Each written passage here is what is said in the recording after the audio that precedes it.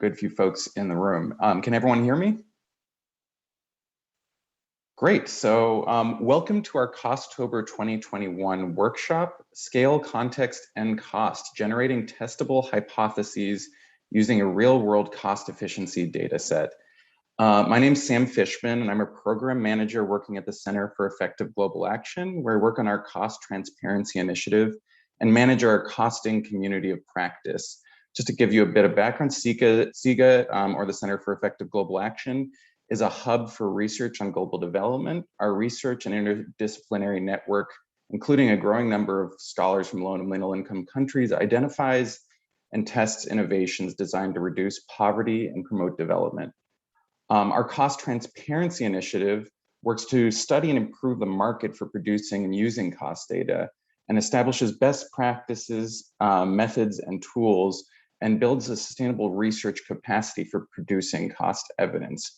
We're joined today by Liz Brown, who will help us run the workshop, and Liz works on our cross-transparency initiative. She's a staff scientist at CEGA and a senior fellow at 3IE. Liz leads the development of CEGA's cost transparency initiative and research on the economic and financial costs of conventional aid programs and cash transfers in CEGA's cash benchmarking portfolio.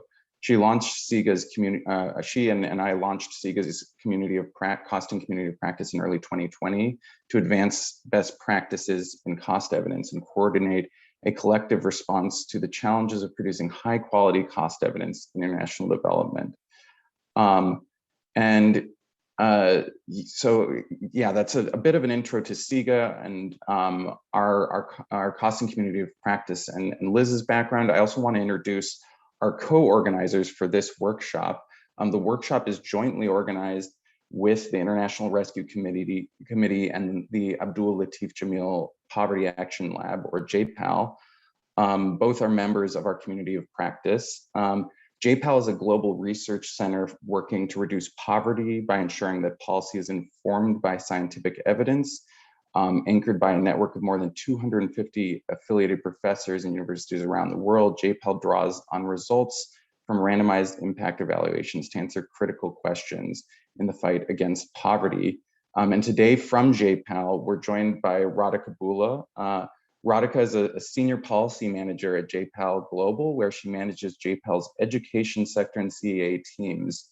In her role on the policy team, Radhika works with JPAL affiliates and staff to disseminate evidence from randomized evaluations on effective and cost-effective strategies to improve outcomes. She supports organizations around the world to integrate this evidence into policy design.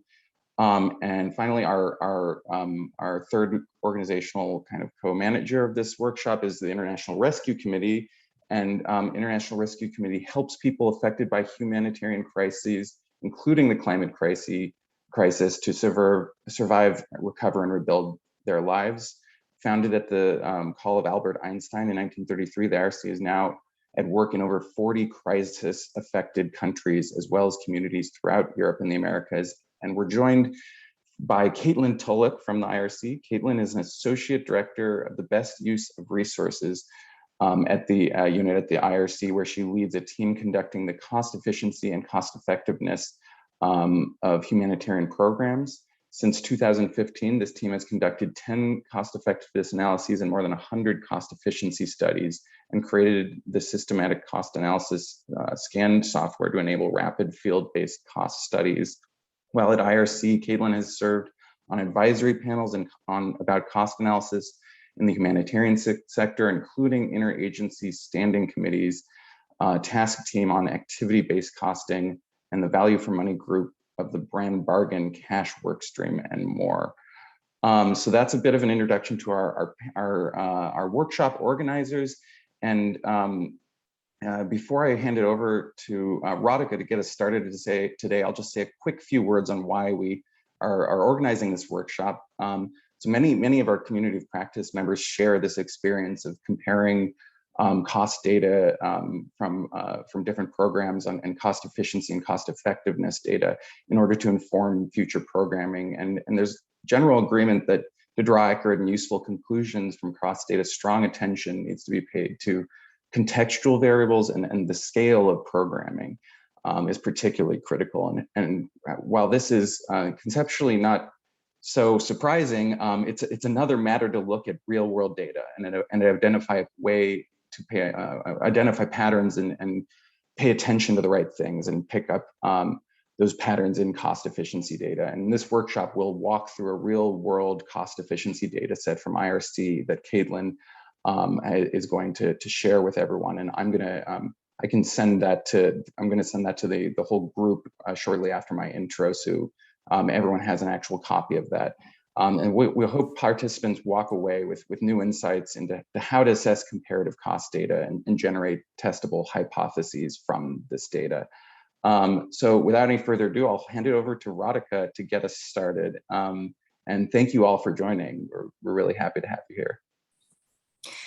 Great, thank you so much, Sam. I'm just going to share my screen, and please let me know if you're not able to hear me or see my screen.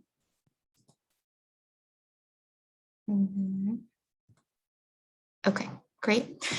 So as Sam mentioned, I'm going to kick us off with a little bit of background on cost effectiveness analysis and some of the kind of conceptual considerations to think about when sort of interpreting and making inferences from cost effectiveness analysis, particularly in the context of kind of thinking about taking programs to scale or thinking about applying existing programs to new contexts. And so we'll start with just some definitions. I'm mainly going to be talking about cost effectiveness analysis, which is really just kind of the total impact of a program on a single outcome relative to the program cost. The specific example that Caitlin is going to walk us through at the end of the workshop is going to be focused more on cost efficiency, which is related more to kind of the number of outputs or intermediate outcomes relative to the program cost. And then, of course, there's other types of cost analyses out there like cost benefit analysis, which really tries to quantify all of the benefits of a program and then compare them to the program costs.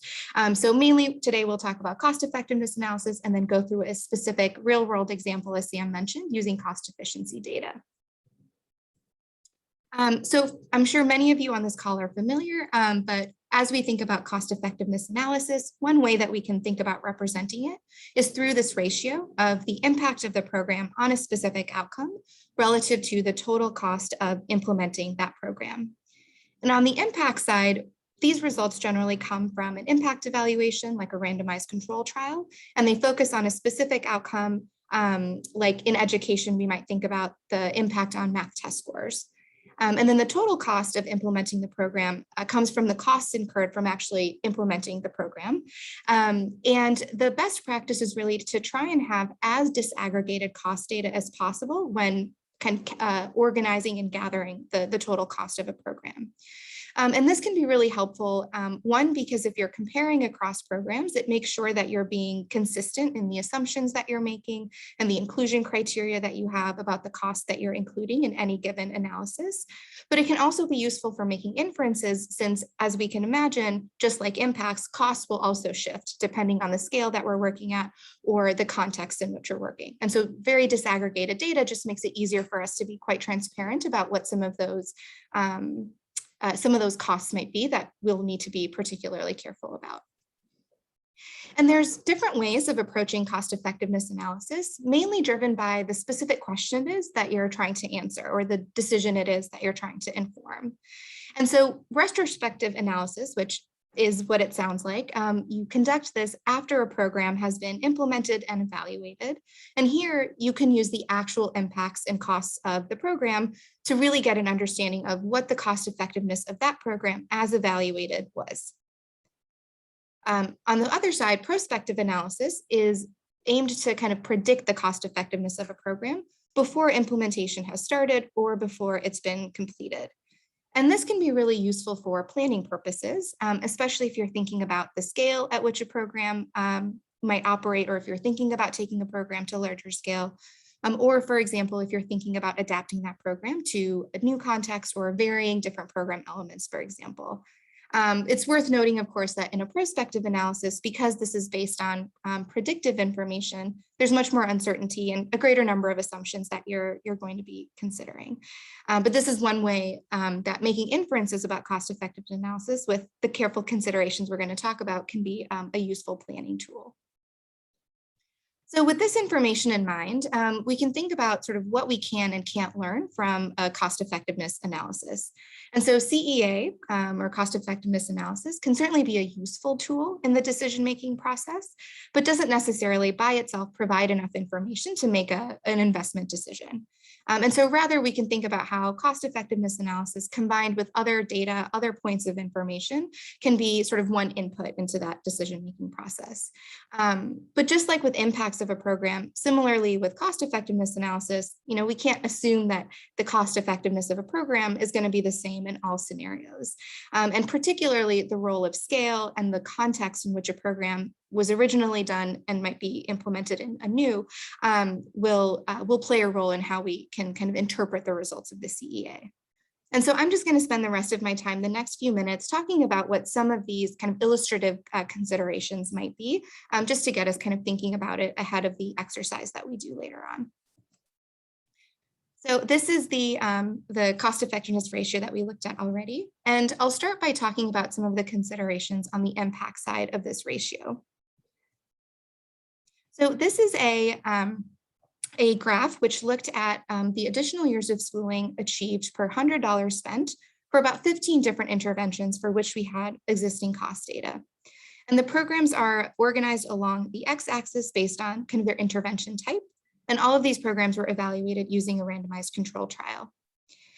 And I think what stands out really clearly here is that the school-based health interventions, those two tall blue bars, seem to be the most cost-effective programs relative to the other ones included on this graph. But I think the question we should ask ourselves is, what is driving the cost effectiveness of these programs? Why are they so cost-effective relative to the others?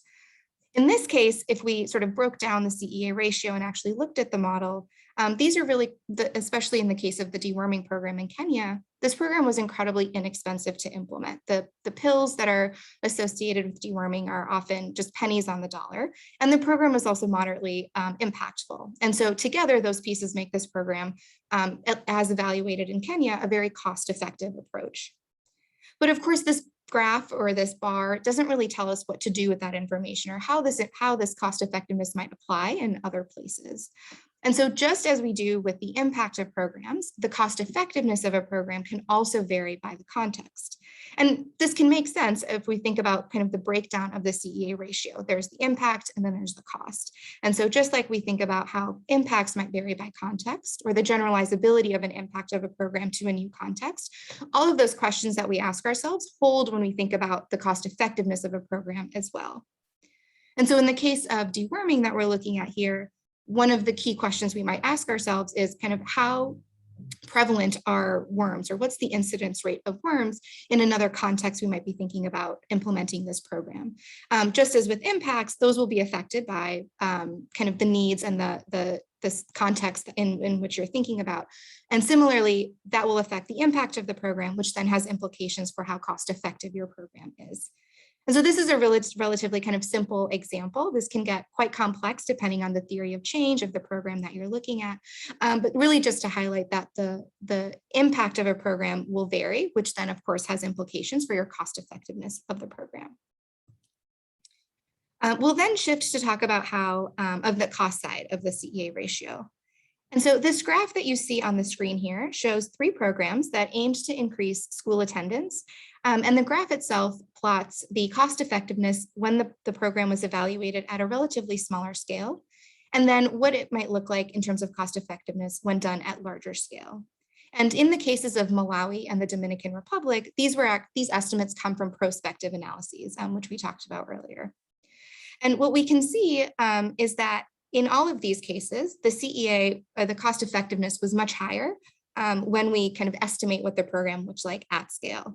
And in this case, the hypothesis is, of course, that it's because the program was distributed across a larger number of participants. And so there were more people benefiting from the program, thus decreasing the kind of per participant cost, making the overall program look more cost effective when done at scale.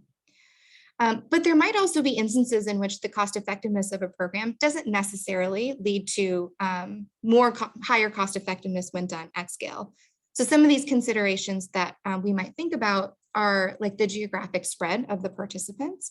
So if we're aiming to reach all eligible participants in a certain country, Remote areas may be even harder to reach, making it more expensive to actually deliver the program. And so we could imagine that that has an increase on the cost side of our cost effectiveness ratio. Similarly, implementers might vary, and there may be efficiencies or inefficiencies depending on who the implementer is, depending on the scale you're working at. So that may also have an implication for how cost effective the program might be. And then we might also imagine that fixed costs could potentially become variable costs if we're going from a smaller scale to a larger scale. So if we think about the context of an education program, if we're using existing infrastructure or after school centers when the program is implemented at a smaller scale, we would need to make sure that that infrastructure exists when we're going to larger scale. And if it doesn't, that may then shift that fixed cost to a variable cost, thus increasing the cost side of our CEA ratio.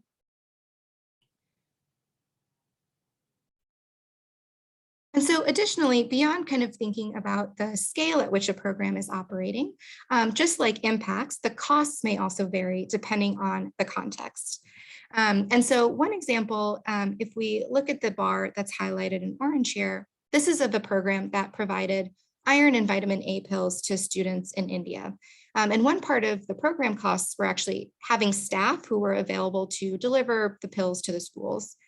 In the context of India, labor is relatively inexpensive compared to many other contexts. And so in this case, even though that was a big part of the program, it was still relatively cost effective in terms of implementation. We might imagine, though, if this program were done in another context where labor is relatively more expensive, that's going to have an impact on or an influence on the cost side of our ratio if it were implemented in a different context. And so that's just one example. There are many other ways that costs might shift depending on the context, but labor is one kind of common one we can think about. And then finally, we could imagine costs changing depending on who the implementing organization is. So if we look at this program that's highlighted here, this was an information returns program conducted in the Dominican Republic. And essentially, they provided information to students as a way to encourage them to stay in school longer. So they shared information about the returns to staying in school for a longer time rather than dropping out and joining the labor force. And in this evaluation, the program was actually implemented by an NGO. But we could imagine that if it were implemented through existing infrastructure or through existing systems, like perhaps it was a government-run program, there may have been existing kind of efficiencies through existing training spaces or other things that the NGO had to incur, which maybe another implementing organization may not have had to incur. So those are just some ways we could imagine the implementing partner playing a role in the cost of a program. And then finally, other costs may also shift depending on sort of who the implementer is and the resources that they have. So one of the main cost drivers of this program in the Dominican Republic was actually an initial survey that they had to distribute to gather information about the returns to staying in school longer. And so this information didn't exist previously, and it was a kind of an initial startup cost for the program. But we could imagine that if this program were done in a context where maybe administrative data already existed, or there was census information where they didn't have to do this initial survey, that could actually shift the kind of cost side of this ratio, making it a potentially much more cost-effective program. So I went through a lot of illustrative kind of conceptual examples, and we're going to talk in more detail kind of through this real world data example of some of these things in practice. But the kind of overarching theme here is just that when we're thinking about making inferences from cost effectiveness data or cost efficiency or cost analysis in general, that there are many considerations that might shift that may not necessarily hold through when thinking about scale or new contexts. So I'll go ahead and stop there, and I'll turn it over to Liz for the next presentation. Thanks, everybody. Awesome, thank you. Why don't I go ahead and share my screen? Hang on just a second. Oops.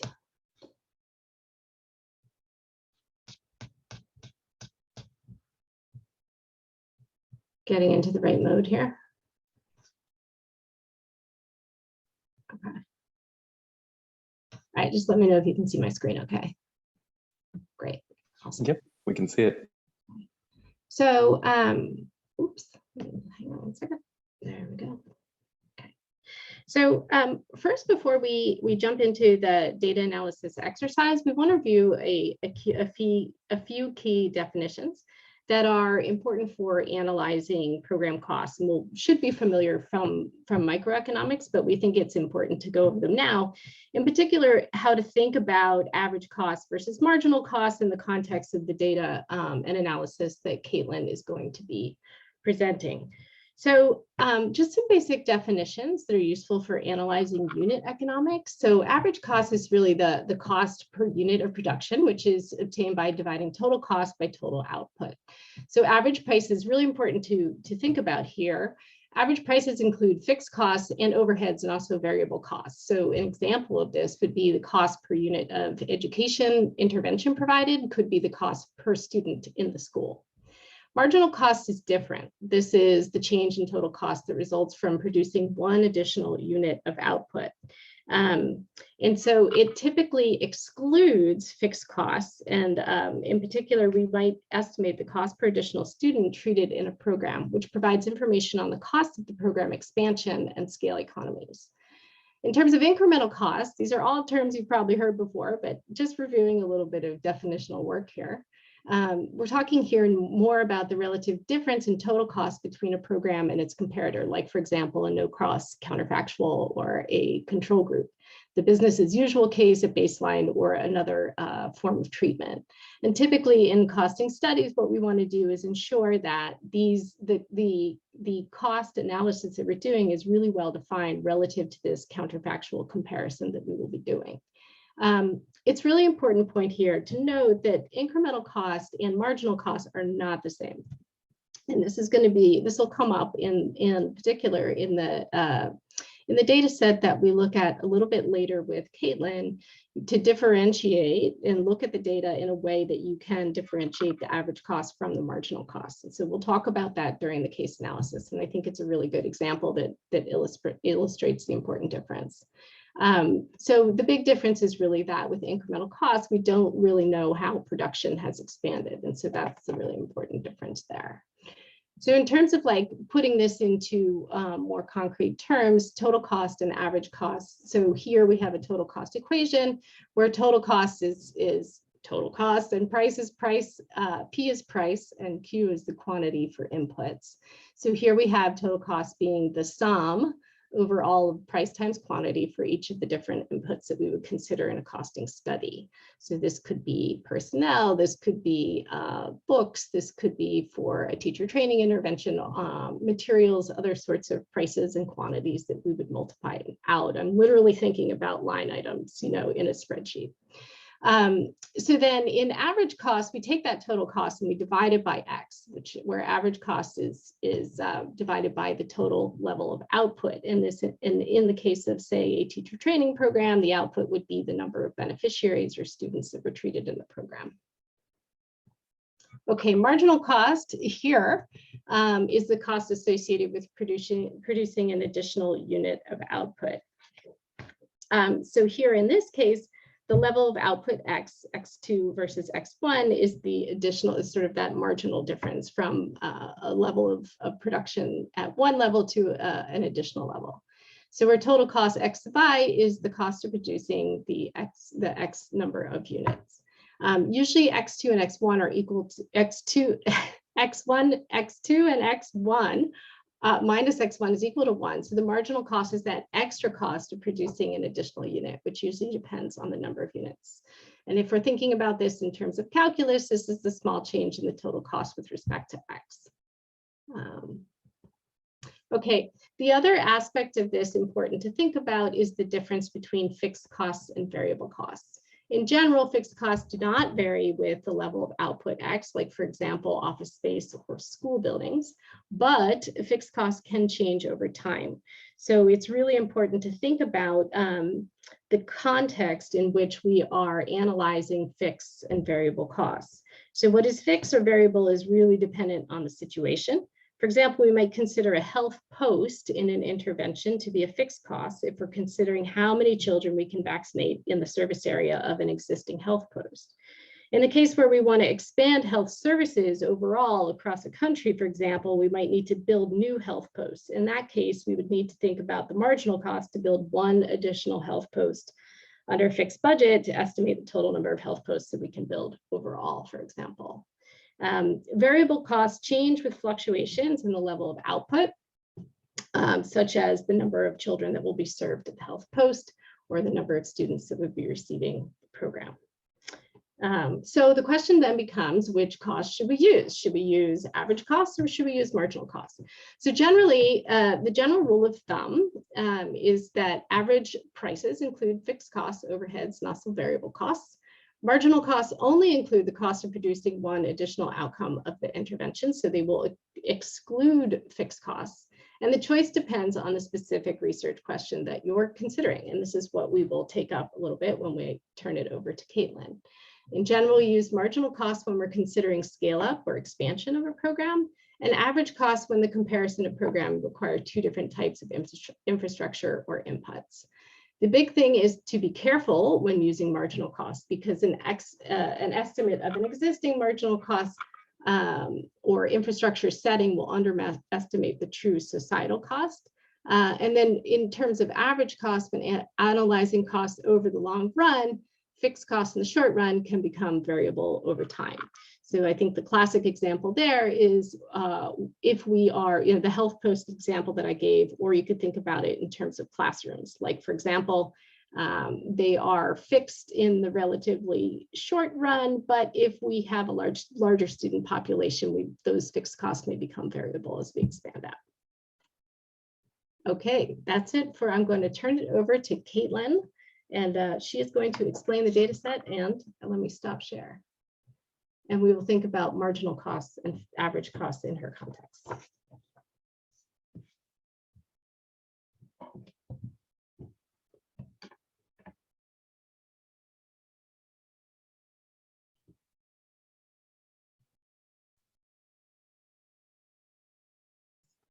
All right, I think I can see everybody, and can you all see my screen? Yep, we can see it. Great. So before jumping into the data set, I wanted to maybe just say a few words about why we wanted to do the workshop in this fashion. I think everything that Radhika has said and that Liz said, for everyone who's taken Micro 101 some number of times in their life, is going to sound very familiar. And it's like when you say it out loud, you're like, oh yeah, no, that's clear, that's obvious. But I feel like there's often really a disconnect between the frameworks that we know we should use to think about these things and the approach that we take when we're actually faced with a cost estimate or a set of cost data. And at the IRC, we've thought a lot about this in the last couple of years, especially in terms of how we build capacity to do more granular, practical inference based on cost effectiveness results. The kinds of things I think Elena was alluding to in some of the comments in the chat of how do we think about the difference in input prices and the impact that's going to have on the comparisons of programs. And when I think about how I learned to do this in my career, it's actually when I was at JPAL, and it was just digging through the big data sets and trying to figure out why stuff was different and come up with a framework for that that then provided useful inferences about what costs and cost effectiveness were going to be in the future. And I think that's really one of the challenges of our field then, is that it's pretty rare that we have access to actually large enough sets of data to practice this. And that's what we want to give you some hands-on feeling with today. You may have seen a couple minutes ago, Sam sent out an email that has an Excel file attached to it. If you want to download that and open it up, that's the data set that I'll be showing on my screen. But the point of this is to let everybody open up their Excel, have some fun making graphs, and also for this to be a little bit more interactive. So I'm going to start by introducing what this data set is to kind of set the scene in a practical way. But then I'm going to open up Excel, and we're all going to have some fun together looking at it, making graphs, and talking about what we see to try and put some of these principles into action.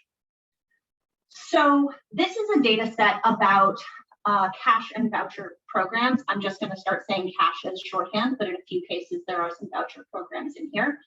But the IRC, mostly, there are one or two other NGOs cash programs reflected in this data set where they were available in the public literature, but I think it's only two. it's a very, very large and growing segment of the humanitarian sector, the use of cash assistance to help people meet their short-term needs in emergency contexts. And there's really strong evidence. There's a very nice review article by Tamas and Ducey on the fact that cash and vouchers assistance helps people meet their basic needs. And there's a fair amount of study on comparing cash and vouchers assistance to other kinds of traditional humanitarian assistance, things like in-kind distribution of non-food items or food aid or things like that, where you're doing this kind of strict cost effectiveness comparison for a particular outcome like household consumption. All that's to say, there's a lot of evidence about the effectiveness of cash at outcomes that we care about. And so then there's kind of also this question though of what does it cost us to deliver cash? Acknowledging that it's a largely fairly effective intervention. There's some stuff we know about that. Why do costs vary in different places? And there's a really strong kind of desire to understand that, particularly so we know how we should design cash programs to maximize their efficiency and their impact on clients. This is kind of a technical desire to maximize some benefit cost ratio we might think of. I think working within a humanitarian agency, it's not just a kind of reporting and top line thing, but for cash programs, it's so clear for every dollar that is not going into delivery costs, we can give more cash to our clients. And that's made especially clear in this context. But one of the challenges is that a lot of the existing studies really compare cash to other interventions, as I mentioned. But there's a whole bunch of variation in what it costs to deliver cash that doesn't get explored in those studies. And so this is a data set that's really trying to dig into what are the costs of delivering cash and voucher programs. There is a very long literature on measuring the cost effectiveness of cash programs, going back at least to the kind of CCT literature in the late 90s and 2000s. The standard metric is called the cost transfer ratio, which is the cost of all of your targeting and delivery stuff. And that's going to be things like a targeting survey to identify your clients. The cost for IRC, looking at a program doing this in Mosul following the fall of Mosul in 2018, you have to do a security assessment before you can send people out to do a cash distribution. You have to verify your beneficiary lists. You have to do the actual distribution, paying wire transfer fees or whatever. You have to do post-distribution monitoring, everything that isn't the cash itself. Compared to then the dollar value of what is getting transferred to clients. So this is generally called the cost transfer ratio. I will shorthand it by saying, the delivery costs of cash. It's often called a measure of cost effectiveness, but harkening back to Radhika's earlier nice table there, I want to call out that this is really a measure of cost efficiency. Most of the programs I'm going to show you today, we don't have, I wish I had 22 separate impact evaluations of cash in 11 countries. But whereas we have this nice literature, a lot of what I'm going to focus on today, these are programmatic estimates of costs that let us dig into these questions of why costs vary across contexts a little bit more. So this is really a measure of cost efficiency, but we can use it to make inferences about cost effectiveness, given that we have this wider literature on the effectiveness of cash programs for different outcomes. It's also worth noting that this represents an average cost. When I mentioned all of those costs, things like doing an initial targeting survey, maybe setting up the contract with a financial services provider, those are fixed costs. And when we're putting all of those in the numerator and then dividing by the dollars that we're able to transfer, that's getting us at an average cost of this program.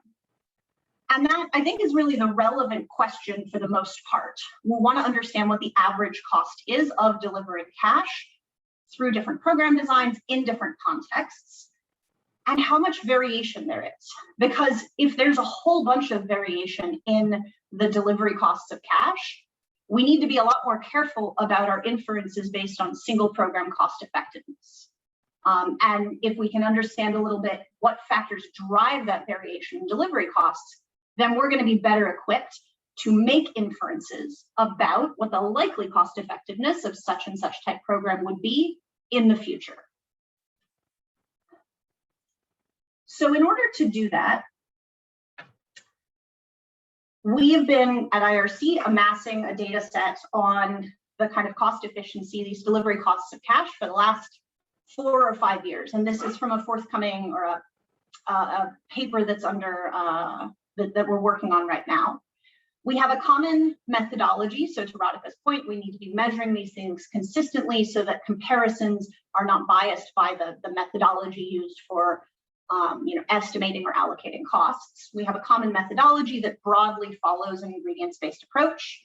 We're including things like shared and indirect costs, as well as fixed costs. So these are average costs.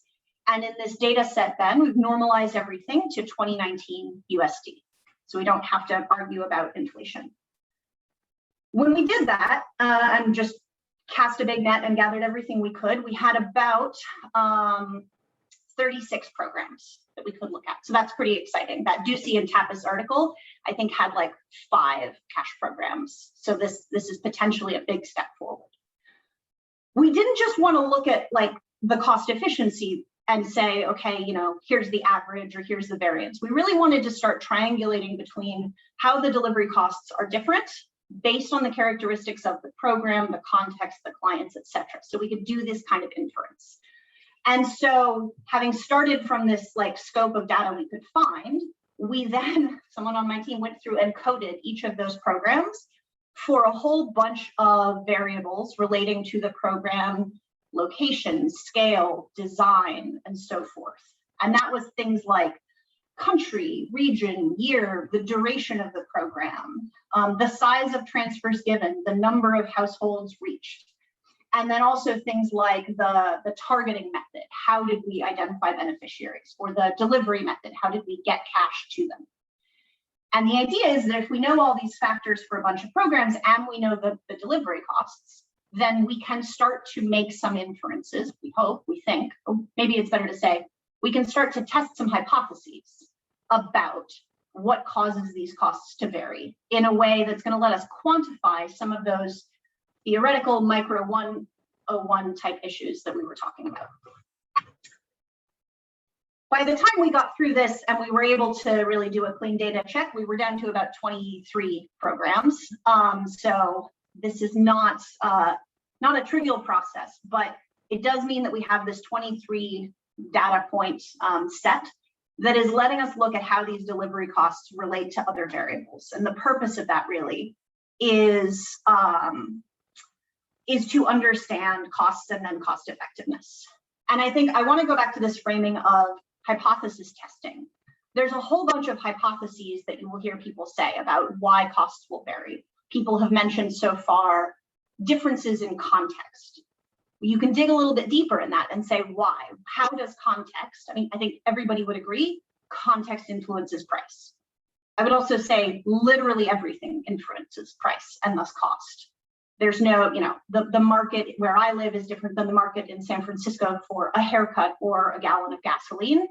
I don't think but what we want to get to is something that's a little bit clearer and better articulated about how does context or scale or implementer influence cost so that we can put some bounds on it and actually have a sense of how much, what's the most important thing that we need to pay attention to when drawing these kind of inferences.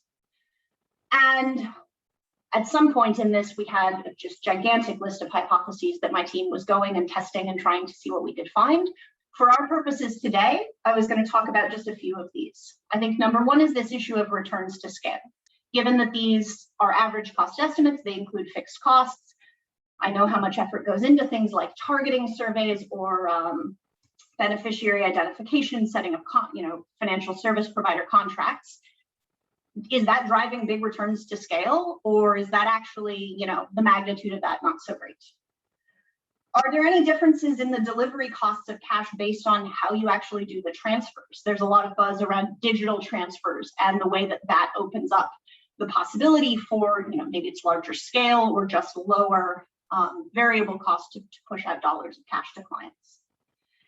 And then also we can start to look at relationships among these explanatory variables. This is a data set that comes from a bunch of different countries, a bunch of different regions. With 23 programs, and I wish it was more, but with 23, we can start to separate these out and say, well, how is scale related to the country or the region in which it's implemented? Are there some countries in which we're just implementing at larger scale? And that's maybe what accounts for the difference, or is it actually scale itself? So when you have enough data, you can actually begin to untangle these relationships a little bit better. Whereas when you have smaller data sets, I think it's a lot harder. And I feel like I'm often in the position of having like 3 comparison points, and then people ask me to, comment on 7 explanatory variables that can't possibly be seen in that data set. So I've been talking for like a really long time now, and I think we want to move this into a more conversational part of the presentation. Before I jump into the data set itself, which, as I said, I think you should all now have in your email, I want to just pause for questions and see where people are at. Any questions about like this hypothesis testing approach and the idea of looking comparatively across a big set of programs, not so much to judge this program is more cost effective and therefore the winner, but to test hypotheses and generate inferences about why costs and thus cost effectiveness might be different.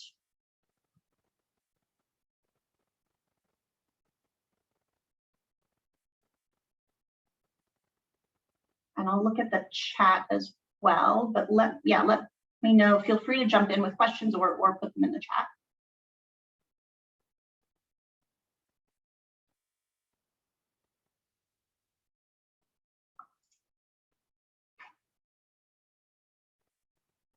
All right. I think maybe everybody's just excited to open the data set because that's the kind of people who would show up for an exercise like this. So let's jump into it.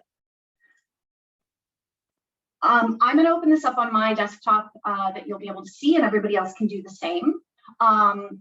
Wait, did Mark ask a question or just, no, Mark just wants to see the data, of course. There are those kind of several hypotheses that I mentioned. One was about returns to scale. One was about the means by which we deliver cash. And then also about the impact of like location and region and how that interacts. Fiona asked a really good question. Is the business as usual condition for all of these nothing? Yes, I think it's fair to say that for pretty much all of these programs, we are starting from scratch. That's a feature of particularly the kinds of environments in which IRC works, where we're not working through a social protection system. We're building on top of something that exists. It is like I mentioned, in the wake of the fall of Mosul, we are going and identifying people, driving out to deliver cash. It's really kind of compared to a pretty low baseline scenario. Ronald, I see you've got your hand up as well. Yeah, thank you so much. I just want just some clarity on the cost transfer ratio. Yeah. Maybe throw some light on what exactly you mean by, okay, like what exactly is ingrained in transferring costs? Sorry, transferring the costs that are incurred in transferring, for example, for example, for the vouchers or something. Yes, so I would say that what are the costs ingrained there to understand for better? Yeah.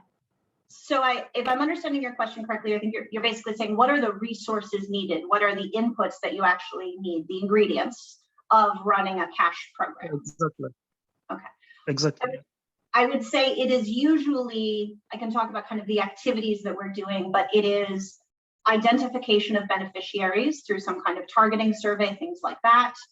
Setting up the actual transfer mechanism by establishing, sometimes especially in our older programs, it was literally cash in envelopes. And so you're having to figure out how to, get that much cash and do kind of secure transfer to distribution points.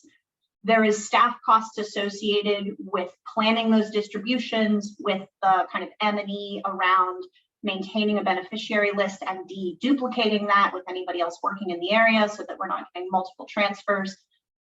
And then usually some amount of post-distribution monitoring. And then underlying all of that, there are these kind of support costs that, because this is an average cost estimate, we include. So there's, the HR and the finance staff and the, security team or whomever who are supporting those program activities. Liz, maybe just one more. Oh, pardon? Maybe just one more before you can continue. Yeah. And maybe just one more question, if it's okay. Please, go ahead. Yeah. So just from the beginning, we first looked at cost effectiveness, the technique, the formula, which was basically measuring the impact which was measuring the impact against the cost, which was cost effectiveness. Yeah. So I don't know, is it mutually exclusive of cost transfer ratio, or they can both be undertaken in any evaluation, economic evaluation, concurrently? This is a weird feature of the literature on this topic, where like in some of the early evaluations of conditional cash transfer programs, they were calling this a cost effectiveness measure. It's actually, I would say, a cost efficiency measure. It's looking at cost per output. You would take this and then put it next to an impact estimate from an evaluation that looked at how cash affected household consumption or nutrition status or family debt or something like that, if you wanted to get a formal measure of cost effectiveness. But I think the point to understand, they're not mutually exclusive. Cost efficiency is one part of cost effectiveness. And so it is useful for making inferences about cost effectiveness, for learning something about cost effectiveness in the way Radhika was describing, where part of understanding what your cost effectiveness is going to be, in different contexts, is thinking through how the delivery costs, the denominator of your cost effectiveness ratio, is likely to vary. Elena, I can see you've also got your hand up. Yeah, thank you so much, Caitlin. So my question has to do with the features of beneficiaries that would impact the cost, right? So for instance, I see multiple lines for, say, Pakistan, for example, right? We all know the country is not homogeneous. Delivering cash to beneficiaries in the Islamabad area would be very different from delivering cash to beneficiaries in actively raging conflict area, right?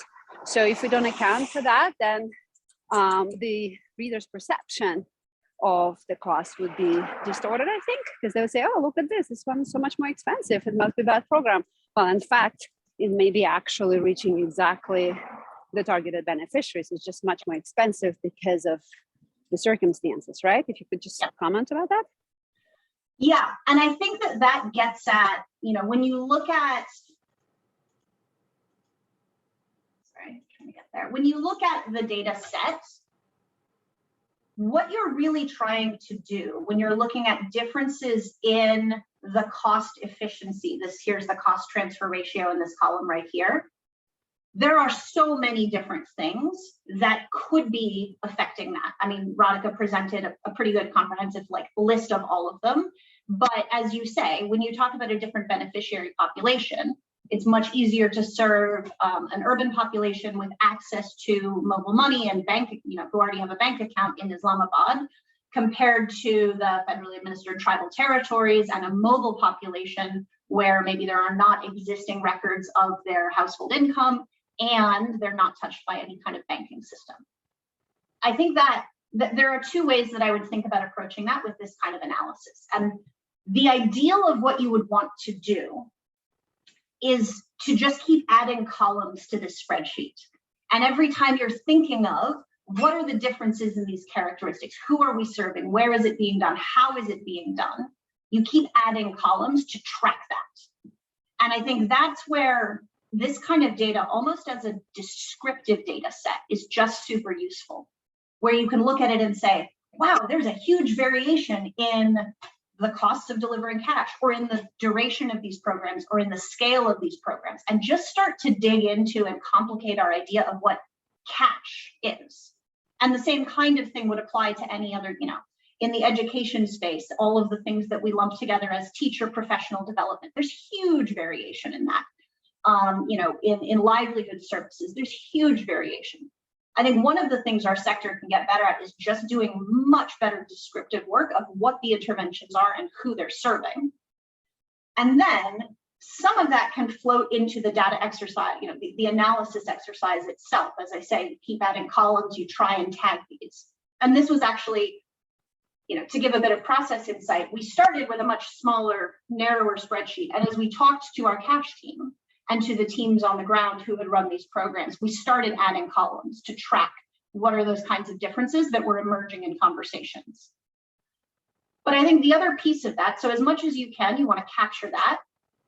But I think also your point really just suggests we need to be pretty modest when interpreting these results. There are so many things that vary.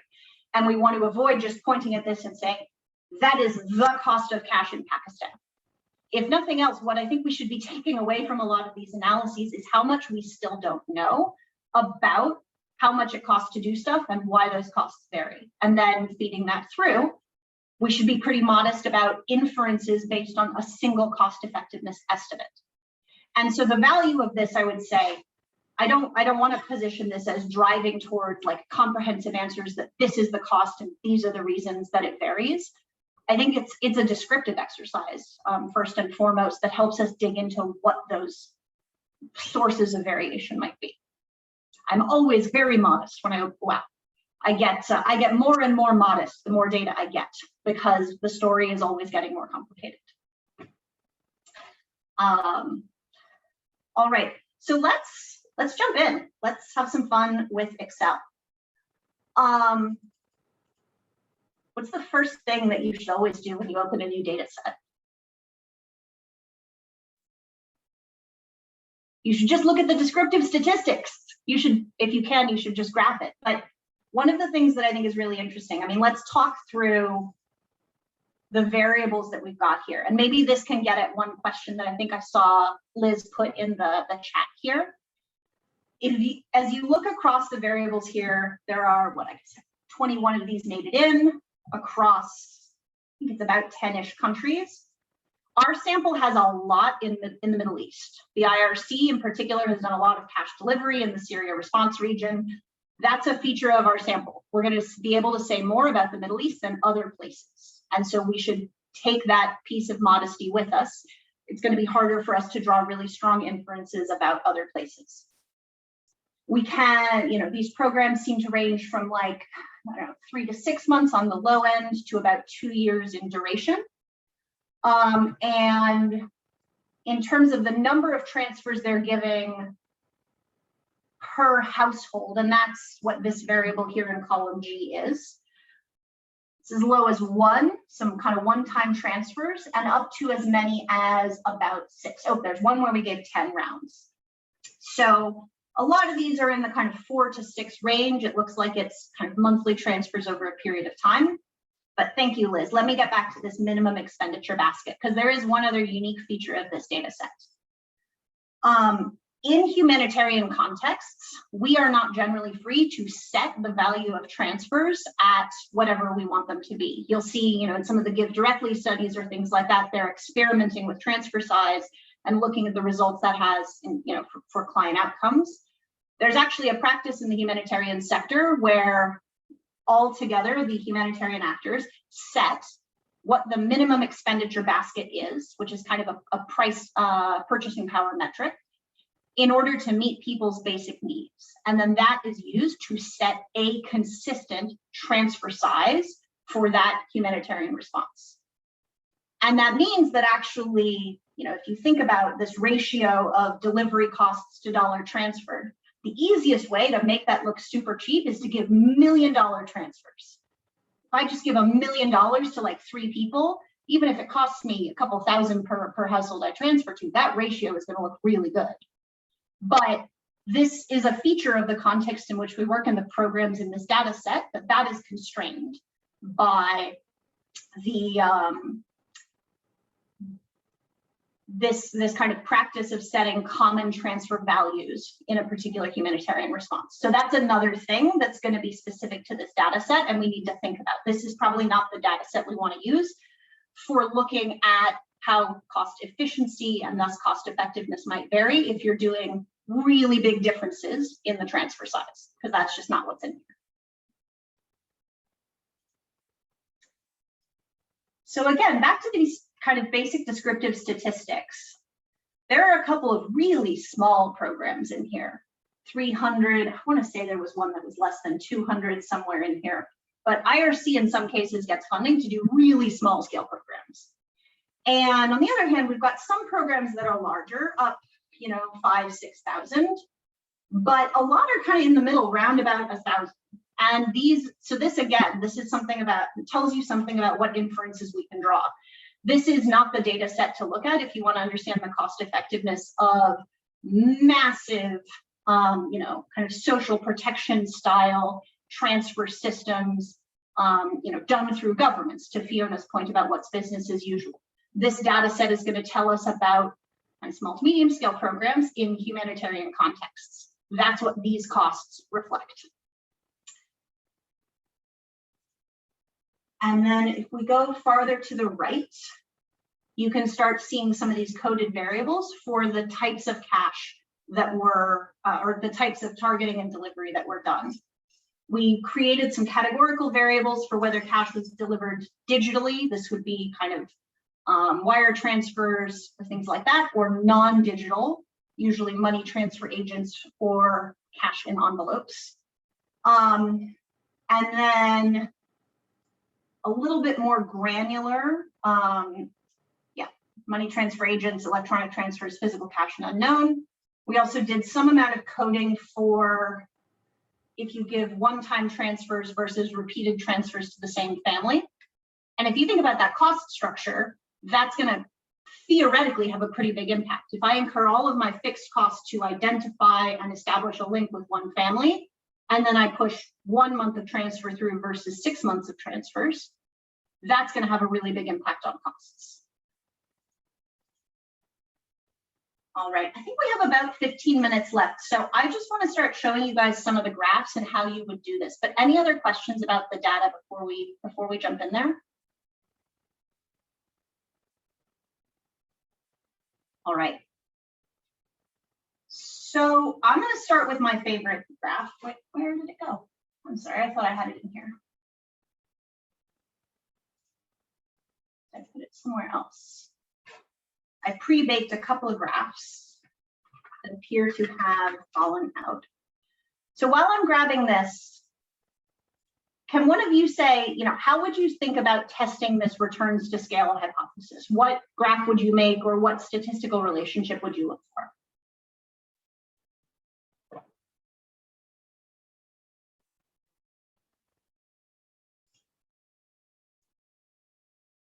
And feel free to either take yourselves off of mute or put it in the chat.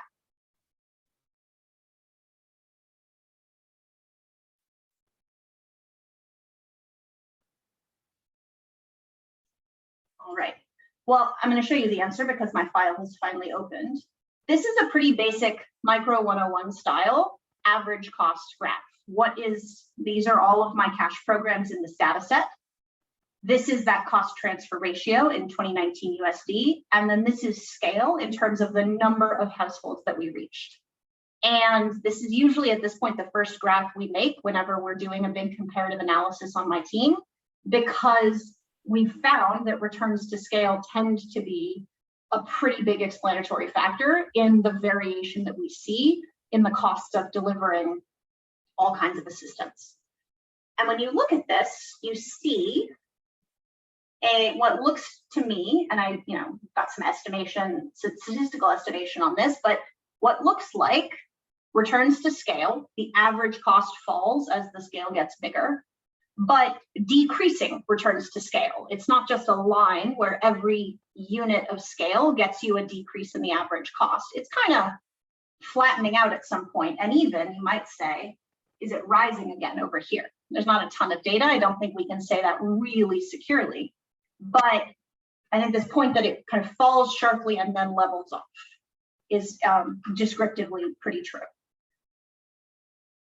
That has one, I think, really,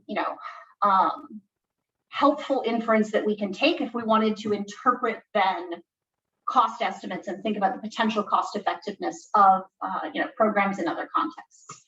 What we see, it's not just like returns to scale, which is a really big general thing that you could say anywhere. It's actually, I think, if you're operating at less than about 1,000 households, this kind of program tends to be unusually costly, per dollar transferred.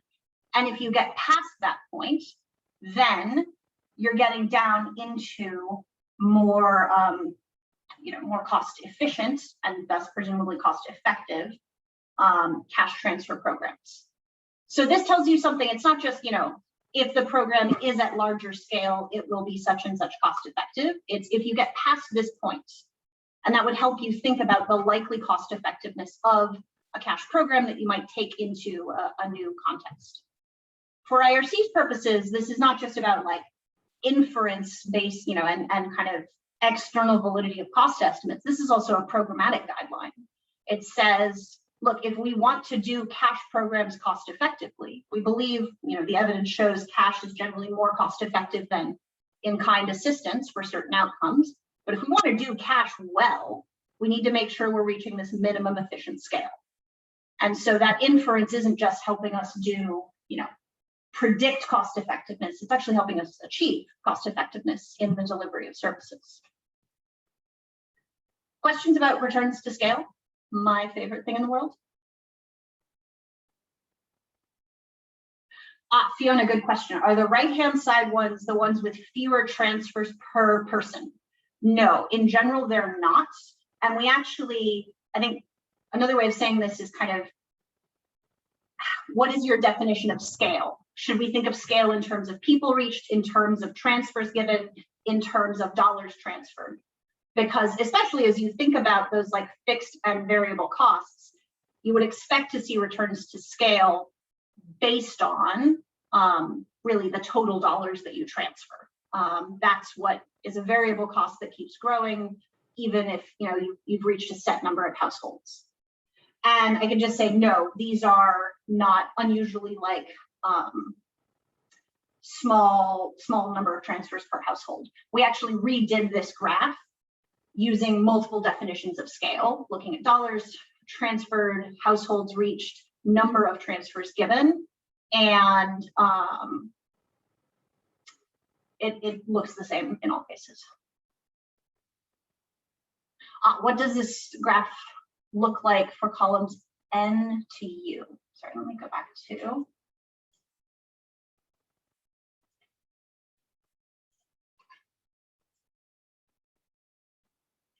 So that graph is a mixture of all of the different modality types. It's not holding those constant, it's kind of allowing all of the variation. Was there a reason for digging into that point, or is the general idea, could actually, if the right-hand side is all digital delivery, then that's what's accounting for this apparent return to scale? Yeah. I'm trying to figure out what the moderating variables are. So if you were able to do that chart for each of those columns, like using those kind of control variables, yeah, it would be interesting to see if any of those things change the shape. And what we found, so going back to my original graphs, all of the largest ones are, what I would say about this data set is that we don't have a ton of variation in modality type within regions or within the same kind of tranche of scale to really begin picking that apart in a super detailed way. It does look like when you're looking at what's kind of on the right-hand side versus the left-hand side, these are not distinctly different, like especially kind of from 3,000 outwards, the mix of modalities for targeting or transfer is not different than the rest of the programs that are also at smaller scale. So we don't think that it's the covariance between those two things that is driving the apparent returns to scale. The other thing we've done, and I don't have the graph for this queued up right now, but the other question in that vein that we've asked is, could this simply be picking up on the effect of region? Is there something fundamentally different about delivering cash in the Middle East versus everywhere else? And if our larger scale programs are all in the Middle East, is it just picking up that effect? Which is a really, really good, important question to ask, given the differences in input prices and how that can affect cost results. We have a different version of this graph that actually breaks this out by region, and for each region where prices are more similar and a number of other institutional and contextual constraints are similar, does the same kind of returns to scale estimation. And what we see is, even if you control for, and I'm going to use that super loosely here, even if you control for region by separating out, you see the same returns to scale curve as you see across regions. And so we don't think that it is covariance between region and scale that is kind of confounding our assessment of this and making us think that scale is so important.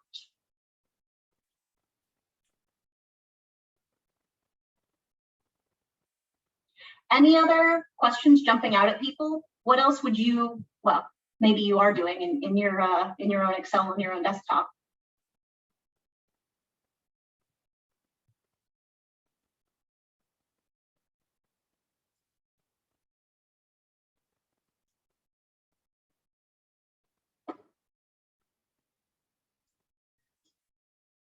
The other one that I will mention that is, I kind of prefaced this in our discussion earlier, was we wanted to try and see, look, are there strong differences in the costs of delivering cash for these different types of modalities? And I don't think I'm going to have time before we wrap up to actually generate the graph here, but I'll talk you through how I would do this, because this is exactly the kind of hypothesis that you can start to test. So descriptively, we found that there are a couple of things that are really important for driving this cost transfer ratio. Scale is one of them. Region, we think, could potentially be important. So you'd want to look for differences, variation in the modality of a program, you know, two cases of a similar kind of cash program, one that was digital and one that was non-digital, that were in the same region and in the same neighborhood of program scale. And that would be the kind of comparison you would do. So you could begin breaking your data set down in this way to look for those kind of pairwise comparisons. As Elena, I think, pointed out, there's so many other things that could be varying. You need to be a little bit careful. But when we've done this for this data set, whereas for scale, even when you break it down by region, and you still see these really strong relationship between scale and the cost of delivery, suggesting that the average cost is falling in a way that's maybe not surprising for economists. You don't see that when you start breaking down and looking at the average efficiency cost of delivery for digital versus non-digital, or any of the specific modalities. And I think given everything that's going on in this data set, given all of these things that could be varying, I have not interpreted that to mean, you know, digital versus non-digital is unimportant. We don't have enough data to test that. There's only 23 data points here. We need to be modest. But it is striking that whereas we can see a fairly big effect of scale on average cost, that is not coming through as strongly for something like digital versus non-digital delivery. And so it's harder for me to believe that that has a huge impact on the costs of delivering cash, at least in the same ballpark as the impact that program scale does. And so even where we haven't firmly identified the answer, where I can't give you a precise estimate of the impact of digital versus non-digital on the cost of delivering cash, we're starting to develop those kind of inferences that we talked about at the beginning. What's the hierarchy of factors that we need to take into account when interpreting these results, the results of any cost effectiveness or efficiency analysis of cash for another context? The things that we're really going to need to pay attention to, I would say number one is scale. If that's different in a different place, we would expect the results to be quite different. We don't yet have as much certainty about how big of a role digital versus non-digital would play. So we're starting to at least get a sense of the things we need to pay most attention to out of that long list of everything that we could consider, which Radhika walked us through earlier. Just giving you a quick 2-minute warning, Caitlin. I think we'll wrap up in a moment. No, I was just going to wrap up there. I think Sam had put in the chat. I'm really happy to follow up with people online, offline after this, but I think this is the kind of exercise that I'm hoping that the costing community in general moves towards. And a big part of that, and what's been really exciting about the Costing Community of Practice, is this is enabled by transparency. It's because IRC and a couple of other NGOs are able to share these results that we're able to start even unpacking in this way. And so the contributions that everybody here is making by putting data out there, and not just results data, but all of that interesting descriptive stuff about the program and the context and the clients, is really crucial for bringing our understanding forward. So thank you so much, everybody, for joining. And if you do want to talk more about 50 different ways of graphing cost efficiency results in Excel and trying to figure out what's going on, I'm always happy to chat. Thank you so much, Caitlin. That was really, really fantastic and an incredibly illuminating presentation and walkthrough of this really excellent data set. I really hope that this gave everyone a really good look under the hood of what we do when we really want to get good descriptive information about cost efficiency and the variables that affect and drive the cost of programs. So really, big thank you to Caitlin and Radhika and Liz as well for presenting. I'll just put I'm going to put, before people log off, put a few links in our chat. I think many of you were at or are aware we had a couple panels last weekend for Costtober. I'm putting the link to the page with videos in case you missed that. That includes a panel on cash benchmarking, which I think this workshop is very relevant for. I don't think that cash benchmarking can really work unless you think about all the questions Caitlin just discussed. And so this is a really good complement to the discussion that we had last week on that. I'm going to put a few other links in the chat to our cost transparency initiative and our Costing Community Practice webpage, as well as Liz and my email if you want to follow up with us about anything having to do with the Cost Transparency Initiative, the Community of Practice, and Costtober. And again, thank you all. We really appreciate your participation and engagement, and thanks to our organizers.